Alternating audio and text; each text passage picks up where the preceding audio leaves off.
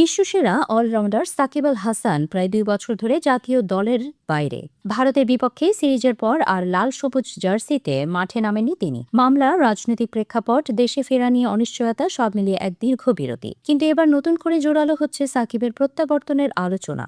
Bangladesh cricket board সাকিবের আইনি জটিলতা নিরসনে উদ্যোগ নিয়েছে। বিসিবি পরিচালক আসিফ আকবর জানিয়েছেন, সাকিবের সংশ্লিষ্ট মামলার ফাইল যুব ও ক্রীড়া মন্ত্রণালয়ে পাঠানো হয়েছে। তার ভাষ্য অনুযায়ী বিসিবি সিইও ও সহসভাপতি ফারুক আহমেদ ইতিমধ্যে বিষয়টি সংশ্লিষ্ট কর্তৃপক্ষকে অবহিত করেছেন।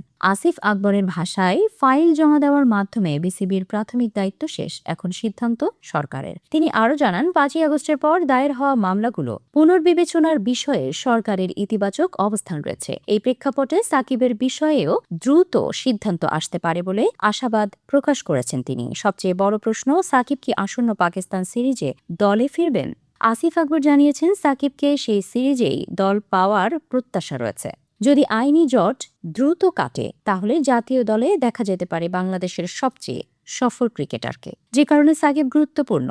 তিনি বিশ্বসেরা অলরাউন্ডার, ব্যাট বল দুই বিভাগেই ম্যাচ উইনার এবং বড় ম্যাচের অভিজ্ঞতা। যদিও গত ২ বছরের অনুপস্থিতিতে বাংলাদেশ দল অনেক সময় তার অভাব অনুভব করেছে। এখন সবকিছু নির্ভর করছে সরকারি সিদ্ধান্তের ওপর। আইনি প্রক্রিয়া দ্রুত নিষ্পত্তি হলে সাকিবের আন্তর্জাতিক ক্রিকেটে ফেরার পথ খুলে যাবে। আর যদি বিলম্ব হয়, তাহলে অপেক্ষা আরও দীর্ঘ হতে পারে।